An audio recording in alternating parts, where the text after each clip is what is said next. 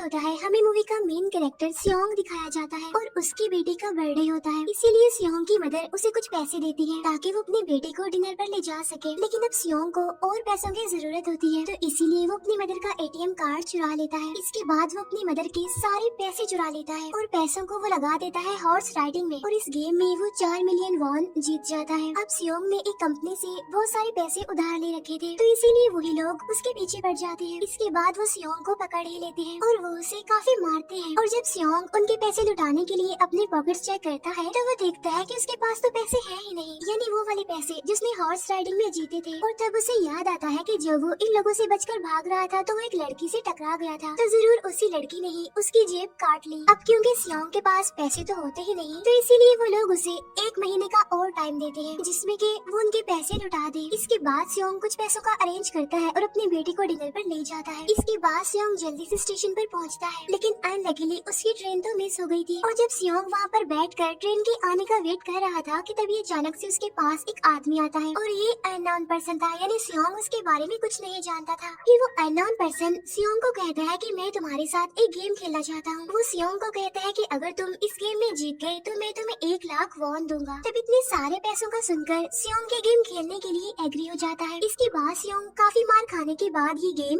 जीत जाता है, यानी वो 1 लाख वॉन हासिल कर लेता है। इसके बाद वो अननोन पर्सन सियोंग को एक कार्ड देता है ये कहते हुए कि अगर तुम और पैसे जीतना चाहते हो तो इस कार्ड पर जो नंबर लिखा हुआ है उस पर कांटेक्ट करना। इसके बाद सियोंग जब अपने घर जाता है तो उसकी मदर उसे कहती है कि तुम्हारी बेटी अगले साल अपने स्टेप फादर के साथ यूएस में शिफ्ट हो रही है। यहाँ पर हमें ये पता चलता है कि सियोंग की डिवोर्स हो गई है और उसकी वाइफ ने दूसरी शादी भी कर ली है। लेकिन सियोंग कभी भी ये नहीं चाहता था कि उसकी बेटी उससे दूर जाए, लेकिन उसे बहुत सारे पैसे चाहिए होते हैं अपनी बेटी की कस्टडी वापस लेने के लिए, तो इसीलिए सियोंग उस कार्ड वाले नंबर पर कॉल करता है। इसके बाद सियोंग को एक गाड़ी में लाया जाता है जहाँ पर और भी लोग थे, लेकिन फिर उन सारे लोगों को बेहोश कर दिया जाता है। और जब उन सब लोगों की आँख खुलती है तो वो खुद को एक फैसिलिटी में पाते हैं जहाँ टोटल 456 लोग थे और वो वहाँ पर एज अ प्लेयर थे क्योंकि उन सबको एक यूनिफॉर्म भी पहनाया हुआ था। इस फैसिलिटी का होस्ट यानी लीडर एक आदमी था जो कि फ्रंट मैन था वहाँ पर और वो सब पर नजर रख रहा था। अब यहाँ पर एक कॉमन चीज थी कि जितने भी लोगों को वहाँ पर लाया गया था उन सब ने कर्जे लिए हुए थे बहुत ज्यादा। सियोंग वहाँ पर प्लेयर नंबर 1 से मिलता है जो कि एक बूढ़ा आदमी था। उस बूढ़े आदमी को ब्रेन ट्यूमर था, यही वजह थी कि वो यहाँ पर आया था क्योंकि उसकी लाइफ तो वैसे भी खत्म ही होने वाली थी। इसके बाद वहाँ पर 2 प्लेयर्स जिनमें लड़के का नाम सैब्यूक और लड़के का नाम जेंग होता है उनके बीच फाइट होती है। अब यहाँ पर सैब्यूक वही लड़की थी जो सियोंग के पैसे लेकर भाग गई थी, यानी उसी ने उसकी जेब काटी थी। सियोंग तो उसे देखते ही पहचान लेता है, इसीलिए वो अपने पैसे मांगने के लिए उसके पास जाता है। तभी वहाँ पर कुछ गार्ड्स आ जाते हैं जिन्होंने पिंक कलर का यूनिफॉर्म पहना था और उनके फेस अच्छी तरह से कवर्ड थे। गार्ड्स उन सभी प्लेयर्स को बताते हैं कि तुम्हें यहाँ पर टोटल 6 गेम्स खेलनी होगी और जो इस गेम का विनर होगा उसे बहुत सारे पैसे मिलेंगे।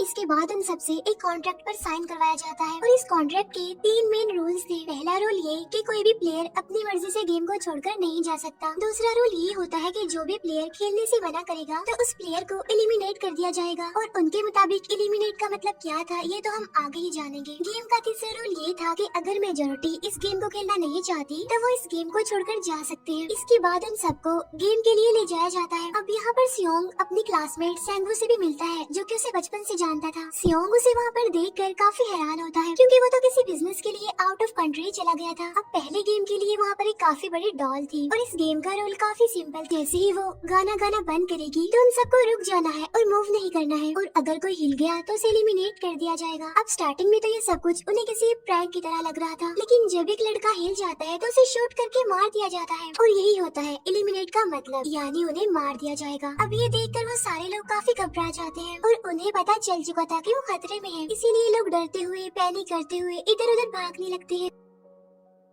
लेकिन अब क्योंकि गेम का रूल था इसीलिए जो भी हिलता है उसे मार दिया जाता है और जितने भी सर्वाइवर होते हैं वो किसी न किसी तरह इस गेम को कंप्लीट कर ही लेते हैं। लेकिन जो लोग मर जाते हैं उनकी डेड बॉडीज को वहाँ से ले जाया जाता है और अब 456 प्लेयर्स में से सिर्फ 255 ही रह गए थे। अब क्योंकि वो सारे प्लेयर्स इतना ज्यादा डर जाते हैं कि अब कोई भी गेम खेलना नहीं चाहता था। लेकिन जैसा कि रूल नंबर 3 था कि अगर मेजोरिटी चाहे तो वो ये गेम स्किप कर सकती है, तो इसीलिए उनका लीडर यानी फ्रंटमैन वोटिंग करवाता है। लेकिन इससे पहले उन्हें प्राइज मनी दिखाई जाती है यानी जो विनर को मिलेगी। लेकिन इन केस अगर कोई गेम को छोड़कर चला जाएगा तो ये सारे पैसे मरे हुए प्लेयर्स की फैमिलीज को मिल जाएंगे और ये prize money total 45 billion won होती है। इसके बाद वोटिंग करवाई जाती है जिसमें मेजोरिटी इस गेम को खेलना नहीं चाहती थी, तो इसीलिए गेम को यहीं पर स्टॉप कर दिया जाता है। लेकिन अगर कभी फ्यूचर में वो लोग चाहें तो इस गेम को रीज्वाइन कर सकते हैं। इसके बाद सभी लोगों को उनके घरों पर छोड़ दिया जाता है। नेक्स्ट डे सियोंग पुलिस स्टेशन जाता है और वहाँ पर वो पुलिस को सारी बात बता देता है, लेकिन उन लोगों को सियोंग की बातों पर यकीन नहीं होता और उल्टा वो लोग उसे पागल समझने लग जाते हैं। इसके बाद सियोंग उन्हें वही वाला कार्ड दिखाता है, लेकिन हैरान कर देने वाली बात तो ये है कि उस पर जो नंबर था वो रॉन्ग था। इसके बाद सियोंग जब घर जाता है तो उसकी मदर वहाँ पर नहीं होती। उधर सियोंग का क्लासमेट सेंगू अपनी मदर को छुपकर देख रहा होता है और तभी वहाँ पर सियोंग भी आ जाता है। यहाँ पर सेंगू अपसेट होते हुए सियोंग को बताता है कि मेरे ऊपर 6 बिलियन का कर्ज है। वो बताता है कि मैंने क्लाइंट्स के पैसे लेकर स्टॉक मार्जिन में लगा दिए थे, लेकिन अनलकीली वो सारे पैसे डूब गए। और तभी सियोंग के पास हॉस्पिटल से कॉल आती है। सियोंग की मदर का पाँव काफी इंजर्ड था, लेकिन डायबिटीज का ट्रीटमेंट न होने की वजह से उनकी चोट और ज्यादा बढ़ गई। तब डॉक्टर सियोंग को बताते हैं कि तुम्हारी मदर का ट्रीटमेंट हो सकता है, लेकिन इसके लिए हमें इनका पाँव काटना होगा। लेकिन इस ऑपरेशन में बहुत सारे पैसे लगने वाले थे, लेकिन जाहिर सी बात है सियोंग के पास इतने पैसे तो होते नहीं। इवन उसने तो अपनी मदर के इंश्योरेंस के पैसे भी उड़ा दिए थे। तब इसीलिए सियोंग पैसे मांगने के लिए अपनी वाइफ के पास जाता है, लेकिन उसकी वाइफ उसे पैसे देने से इनकार कर देती है। फिर उसकी वाइफ अपने हस्बैंड को बताती है कि सियोंग आया था पैसे मांगने के लिए, और तभी उसका हस्बैंड सियोंग को पैसे देने आता है। साथ साथ उसे ये भी कहता है कि मेरी फैमिली से दूर रहो, लेकिन सियोंग उसे मारने लगता है और तभी उसकी बेटी भी वहाँ पर आ जाती है। इसके बाद सियोंग का एक फ्रेंड अपने बॉस के पास पैसे मांगने जाता है, लेकिन उसका बॉस उसे पैसे देने से मना कर देता है, तो इसीलिए उन दोनों के बीच फाइट होने लगती है। इस फाइट के दौरान उसके बॉस का हाथ मशीन में आ जाता है, तो मौके का फायदा उठाकर सियोंग का फ्रेंड पैसे लेकर वहाँ से भाग जाता है। फिर इसके बाद सियोंग का फ्रेंड अपने घर आकर अपनी वाइफ को कहता है कि पहले फ्लाइट लो और जाओ यहाँ से। इसके बाद सईब्यूक एक एजेंट से मिलती है, क्योंकि उसने अपनी मदर को नॉर्थ एरिया से साउथ एरिया में लाना था। सईब्यूक वही लड़की जिसने सियोंग की जेब काटी थी, लेकिन यहाँ अपनी मदर को लाने के लिए सईब्यूक को बहुत सारे पैसों की जरूरत थी। अब सईब्यूक का एक छोटा भाई भी होता है, जिससे उसने प्रॉमिस किया होता है कि मैं मदर को जरूर ले आऊंगी। इसके बाद हमें एक ऑफिसर दिखाया जाता है और इस ऑफिसर का भाई कुछ टाइम से मिसिंग था, इसीलिए वो ऑफिसर अपने भाई के घर जाता है, जहाँ उसे पता चलता है कि उसका भाई तो पिछले कुछ दिनों से अपने घर पर भी नहीं आया। और जब वो ऑफिसर घर को चेक कर रहा होता है तो उसे एक कार्ड मिलता है वहाँ पर, और इस ऑफिसर ने सेम ऐसा ही कार्ड पुलिस स्टेशन में सियोंग के पास भी देखा था, तो इसीलिए वो ऑफिसर सियोंग के पास जाकर उससे इस बारे में पूछता है, लेकिन सियोंग उसे कुछ नहीं बताता। इसके बाद सियोंग जब अपने घर जाता है तो उसे वो कार्ड दोबारा मिल जाता है वहाँ पर। अब सियोंग डिसाइड करता है कि वो दोबारा से उस गेम को ज्वाइन करेगा, इसीलिए सभी प्लेयर्स को एक शिप के पास ले जाया जाता है। इधर ही वो ऑफिसर भी गाड़ियों का पीछा करते हुए उस शिप तक आ जाता है। वो एक गार्ड को मारकर उसे पानी में फेंक देता है। इसके बाद उन सभी प्लेयर्स को एक आइलैंड पर मौजूद फैसिलिटी में लाया जाता है। अब यहाँ पर उन्हें जरा भी अंदाजा नहीं था कि अगला गेम कौन सा होगा और उसे कैसे खेला जाएगा। इसके बाद वो लोग अपनी अलग अलग टीम्स बना लेते हैं। रात को सईब्यूक और उसके फीमेल फ्रेंड वॉशरूम जाते हैं। यहाँ पर सईब्यूक गार्ड्स की नजरों से बचते हुए उस फैसिलिटी को एक्सप्लोर करने लगती है। तभी वो देखती है कि गार्ड्स बड़े बड़े बर्तनों में कुछ बना रहे हैं,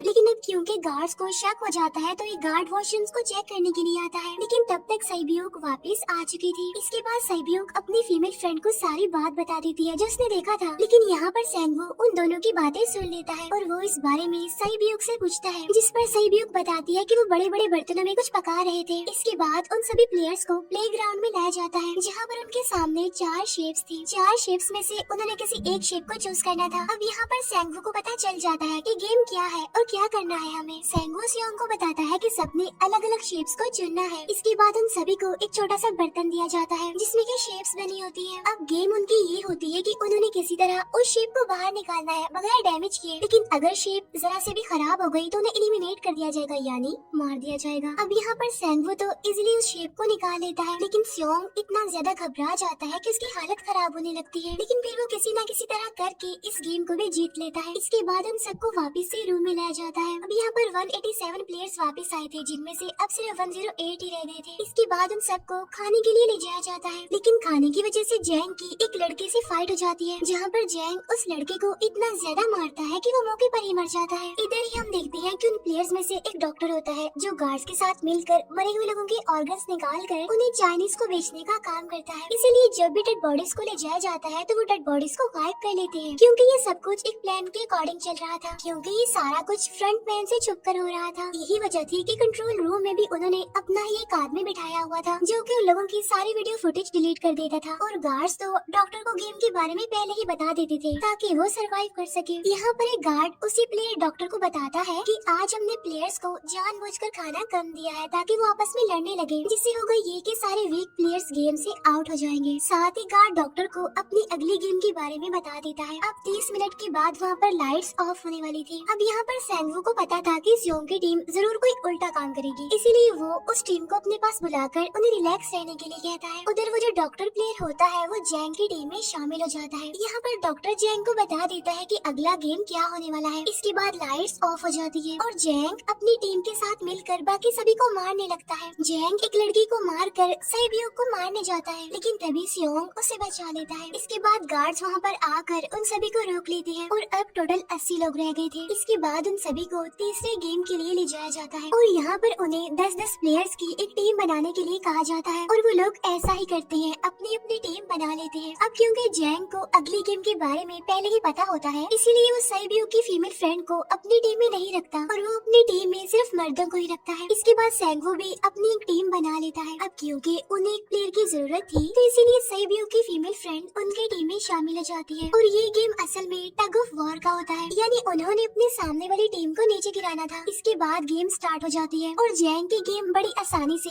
इस गेम को जीत लेती है। इसके बाद बारी होती है सैंगवू की टीम की। तब प्लेयर नंबर 1 यानी वो बूढ़ा आदमी कहता है कि मैंने अपनी जिंदगी में बहुत सारी टग ऑफ वॉर्स खेल रखी है, इसीलिए उन सबको गाइड करता है कि इस गेम को कैसे जीतना है। तो इसीलिए वो लोग किसी न किसी तरह करके इस गेम को जीत जाते हैं। फिर दिखाया जाता है कि 30 मिनट के बाद दोबारा से लाइट्स ऑफ हो जाएंगी, जिस पर सैंगवू उन सबको कहता है कि रेडी रहना। तो इसीलिए वो डिसाइड करते हैं कि एक एक करके हम पहरा देंगे। अब जैंग की टीम में एक से बढ़कर एक चालाक प्लेयर था, तो इसीलिए जैंग को डर होता है कि कहीं उसकी टीम उसे ही साइड पर न लगा दे, यानी उसे ही अपने रास्ते से न हटा दे।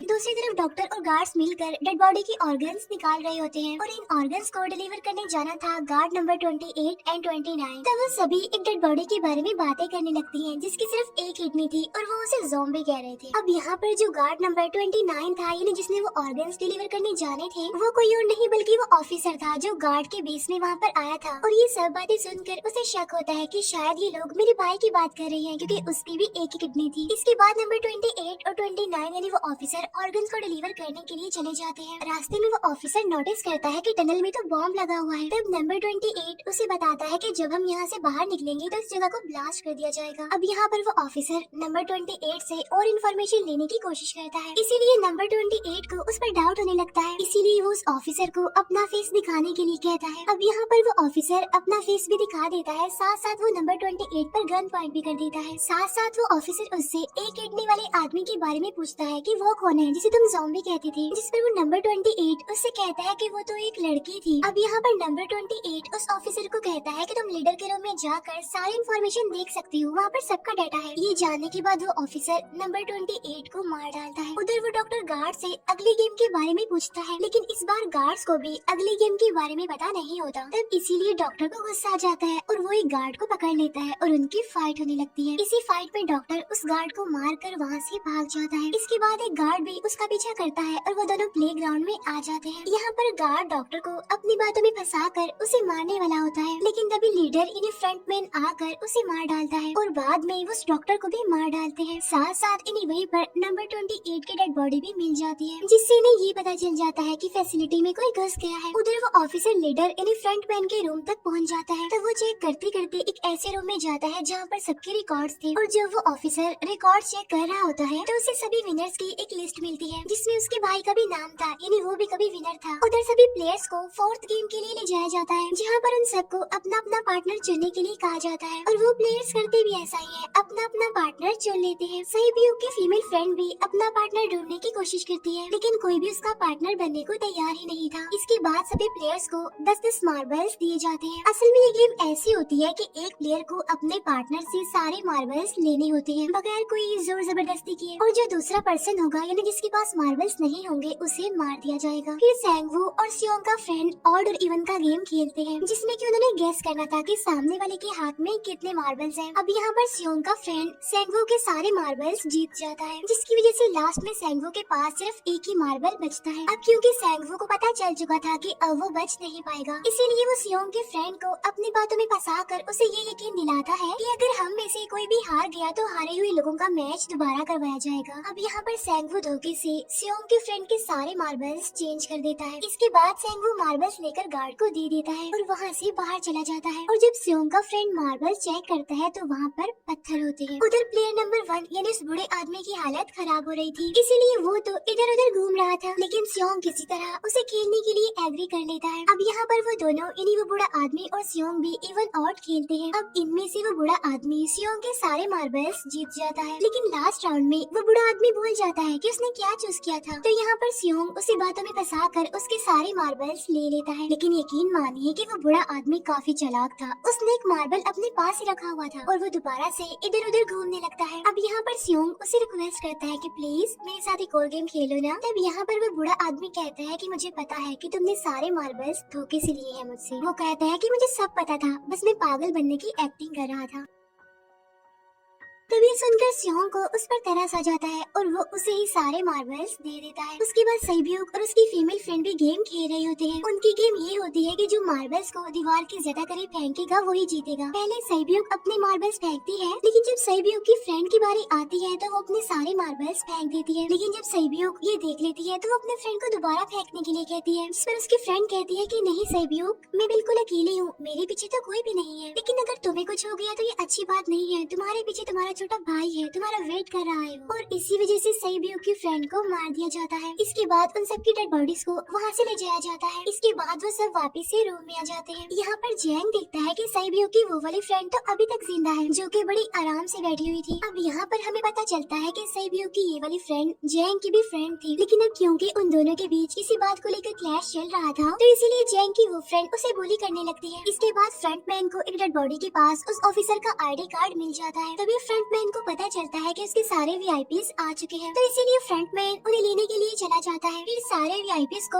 उनके रूम में लाया जाता है। इसके बाद फ्रंटमैन वीआईपीज के आने के बारे में एक और आदमी को जाकर बताता है और यही आदमी मेन होता है। और ये कौन होता है हम ये आगे जानेंगे। फिर नेक्स्ट डे उन सबको 5वीं गेम के लिए लाया जाता है, जहाँ पर 1 से लेकर 16 तक नंबर पड़े होते हैं और वो सभी प्लेयर्स अपना अपना नंबर ले लेते हैं। नंबर का मतलब ये था कि जो नंबर भी एक प्लेयर पर आएगा उसके मुताबिक ही उसकी बारी आएगी। अब यहाँ पर लास्ट में पहला और आखिरी नंबर रह जाता है, यानी 1 और 16। तो यहाँ पर सियोंग कंफ्यूज हो जाता है कि उसे कौन सा नंबर चूज करना चाहिए। अगर उसने पहला नंबर लिया तो वो फंसेगा और मरेगा, क्योंकि उसे नहीं पता कि गेम क्या है। और अगर लास्ट नंबर लेगा तो क्या पता उसकी बारी ही ना आए, टाइम कम रह जाए। और तभी वहाँ पर एक आदमी आ जाता है और वो सियोंग को कहता है कि मुझे पहला नंबर चाहिए, क्योंकि मैं अपनी जिंदगी में कभी भी फर्स्ट नंबर पर नहीं आया। फिर इसके बाद उन्हें गेमिंग रूम में लाया जाता है। अब इस गेम का रूल ये होता है कि दिए हुए टाइम में उन्हें ब्रिज की दूसरी साइड पर जाना है। अब इसके बीच में 2 तरह के ग्लास लगे होते हैं, एक तो होता है आम ग्लास और एक होता है टेम्पर्ड ग्लास। आम ग्लास पर पाँव रखते ही वो टूट जाएगा और वो लोग नीचे गिर जाएंगे। इसके बाद गेम स्टार्ट हो जाता है और वो लोग एक एक करके मरने लगते हैं। फिर एक टाइम ऐसा आता है जब जैंग सबके सामने होता है और वो आगे ही नहीं बढ़ रहा होता। अब उनके पास एक ही रास्ता था, या तो वो आगे जाए या सारे ही मर जाए। और तभी जैंग के सामने उसकी वही फ्रेंड आ जाती है जो उसे बुली कर रही थी, और वो जैंग को कहती है कि मैंने तुम्हें कहा था कि जिस दिन तुमने मुझे धोखा दिया मैं तुम्हें मार दूंगी। इसके बाद वो जैंग को पकड़ लेती है और उसे लेकर नीचे कूद जाती है, जिसकी वजह से उन दोनों की मौत हो जाती है। अब वहाँ पर एक आदमी था जो कि ग्लास कंपनी में काम करता था और उसे पता था कि टेम्पर्ड ग्लास कौन सा है, लेकिन जब फ्रंटमैन को इस बात का पता चल जाता है तो वो लाइट्स ऑफ करवा देता है ताकि वो ग्लास को पहचान ही ना पाए। अब लास्ट में एक ही स्टेप बचता है और उनके पास तो टाइम ही नहीं था, इसीलिए सेंगवू उस आदमी को धक्का दे देता है। तो यहाँ पर सेंगवू, सियोंग और सैब्यूक ब्रिज को पार कर लेते हैं, लेकिन ग्लास टूटने की वजह से उन्हें काफी चोट लग जाती है, खास तौर पर सैब्यूक को। उधर उस ऑफिसर ने एक सर्वेंट को मारकर उसकी जगह खुद ले ली थी। अब एक वीआईपी को उस ऑफिसर पर शक होता है और वो उसे कहता है कि अपना मास्क रिमूव करो, लेकिन वो ऑफिसर कहता है कि ठीक है, लेकिन मैं अंदर जाकर अपना मास्क रिमूव करूंगा। इसके बाद वो ऑफिसर उस वीआईपी को लेकर अंदर चला जाता है। अंदर जाकर वो ऑफिसर उस वीआईपी को बेहोश कर देता है और इस बात का पता फ्रंटमैन को चल जाता है, इसीलिए फ्रंटमैन उसके पीछे जाता है और वो उस ऑफिसर को देख लेता है, इसीलिए वो ऑफिसर वहाँ से भागकर आइलैंड पर आ जाता है। फ्रंटमैन भी उसका पीछा करते हुए वहाँ पर आ जाता है। अब यहाँ पर वो ऑफिसर अपने सीनियर्स को कॉल करने की कोशिश करता है, लेकिन कॉल कट हो जाती है। फिर वो ऑफिसर उन्हें सारे सबूत भेजता है, लेकिन वहाँ पर नेटवर्क नहीं था। इसके बाद फ्रंटमैन ऑफिसर को पकड़ लेता है और उसे उनके साथ चलने के लिए कहता है, लेकिन वो ऑफिसर तो उस फ्रंटमैन पर गोली चला देता है। इसके बाद फ्रंटमैन अपना मास्क उतार देता है, तो वो ऑफिसर देखता है कि वहाँ पर कोई और नहीं बल्कि उसका अपना भाई है वो। इसके बाद ऑफिसर का भाई यानी फ्रंटमैन उसे शूट कर देता है और वो जाकर पानी में गिरता है। उधर ग्लास लगने की वजह से सैब्यू काफी इंजर्ड हो गई थी और उसका बहुत सारा खून भी बह रहा होता है। इसके बाद इन सर्वाइवर्स को डिनर के लिए ले जाया जाता है और उनके पास एक एक नाइफ भी रख दिया जाता है, मतलब रात में उन तीनों में से कोई भी एक दूसरे को मार देगा। तभी सियोंग नोटिस करता है कि सैब्यू की हालत काफी खराब है, इसीलिए वो सैब्यू को कहता है कि फिक्र मत करो, हम दोनों साथ हैं और इस गेम में हम दोनों मिलकर सेंगवू को हरा देंगे। इसके बाद हम दोनों यहाँ से बाहर निकल जाएंगे और पैसों को आधा आधा डिवाइड कर लेंगे। सैब्यू उसे बताती है कि मेरा एक छोटा भाई है जिसे मैं ऑर्फनेज में छोड़कर आई हूँ और अगर हम दोनों में से कोई भी जिंदा बचकर बाहर जाएगा तो उसे उन दोनों की फैमिलीज का ख्याल रखना होगा। अब सैब्यू की हालत काफी खराब थी, उसे डॉक्टर की जरूरत थी, इसीलिए सियोंग कोई मदद लाने के लिए जाता है, लेकिन जब तक वो वापस आता है तब तक सेंगवू सैब्यू को मार चुका था। फिर नेक्स्ट डे उन दोनों को गेम नंबर 6 यानी लास्ट गेम के लिए ले जाया जाता है। गेम का रूल बड़ा ही सिंपल था कि मार दो या मर जाओ और इस गेम का नाम होता है स्क्विड गेम। इसके बाद गेम स्टार्ट हो जाती है और उन दोनों के बीच काफी फाइट होती है, लेकिन लास्ट में सेंगवू की हालत खराब होने लगती है। तभी सियोंग कहता है कि मैं इस गेम को रोकना चाहता हूँ और तभी सियोंग सेंगवू को उसके साथ चलने के लिए कहता है, लेकिन सेंगवू तो अपने आप को ही मार डालता है, जिसकी वजह से सियोंग गेम जीत जाता है। फिर फ्रंटमैन सियोंग को कहता है कि तुम बहुत अच्छा खेले, लेकिन मुझे इसकी उम्मीद नहीं थी। इसके बाद सियोंग को उसके घर पर छोड़ दिया जाता है और उसके पास एक एटीएम कार्ड भी था और जब सियोंग उस एटीएम कार्ड को जाकर चेक करता है तो वो दिखता है कि सारे पैसे उसके अकाउंट में भेज दिए जाते हैं। इसके बाद सियोंग अपने घर जाता है, लेकिन तब तक उसकी मदर की डेथ हो जाती है। इसके बाद हमें 1 साल बाद का सीन दिखाया जाता है, जहाँ पर हम देखते हैं कि सियोंग की हालत काफी खराब हो गई है, यानी वो काफी नशा करने लग गया है और उसने अब तक उन पैसों को हाथ तक नहीं लगाया। एक दिन एक फूल बेचने वाली औरत सियोंग के पास आती है और वो उसे सेम वैसा ही कार्ड देती है जिसमें एक एड्रेस लिखा हुआ था और फिर सियोंग उस एड्रेस पर जाता है, जहाँ पर उसे पता चलता है कि ये सारा किया धरा किसी और का नहीं बल्कि उस बूढ़े का है, प्लेयर नंबर 1 का, और वो अभी भी जिंदा है। यहाँ पर वो बूढ़ा आदमी सियोंग को बताता है कि मैं अपनी लाइफ से बोर हो चुका था और ये सारे गेम मैंने अपने क्लाइंट्स के साथ मिलकर बनाई ताकि मैं लोगों को मरता हुआ देखकर एंजॉय कर सकूं, लेकिन हाँ, हमने किसी को मजबूर नहीं किया था ऐसा करने के लिए और मैंने गेम में इसीलिए पार्टिसिपेट किया क्योंकि गेम देखने से ज्यादा उसे खेलने में मजा आता है। वो कहता है जो पैसे तुम्हारे पास है वो मेरे ही है, और ये कहते ही उस बूढ़े आदमी की मौत हो जाती है। इसके बाद सियोंग सैब्यू के छोटे भाई के पास जाता है और उसे लेकर वो जाता है सेंगवू की मदर के पास और वो सेंगवू की मदर को कहता है कि इस बच्चे का ख्याल रखना, साथ साथ वो उसे एक बैग भी देता है जिसमें बहुत सारे पैसे होते हैं। इसके बाद सियोंग स्टेशन पर जाता है जहाँ पर उसे वही अननोन पर्सन मिलता है जो कि उसे मूवी के स्टार्ट में भी मिला था। यहाँ पर सियोंग उसका पीछा भी करता है, लेकिन तब तक वो भाग चुका था। फिर सियोंग उस कार्ड वाले नंबर पर कॉल करता है और वो पूछता है कि तुम लोग कौन हो और लोगों के साथ ऐसा क्यों कर रहे हो, क्यों खेल रहे हो लोगों की जिंदगी से। लेकिन आगे से उसे रिस्पॉन्स आता है कि सियोंग अगर तुमने जिंदा बचना है तो प्लेन में चढ़ जाओ, और इसी के साथ ही मूवी यहीं पर एंड हो जाती है। बाकी आप बताइए आपको कैसी लगी। मिलते हैं आपसे अगली वीडियो में, ध्यान रखिएगा अपना। Thanks for watching.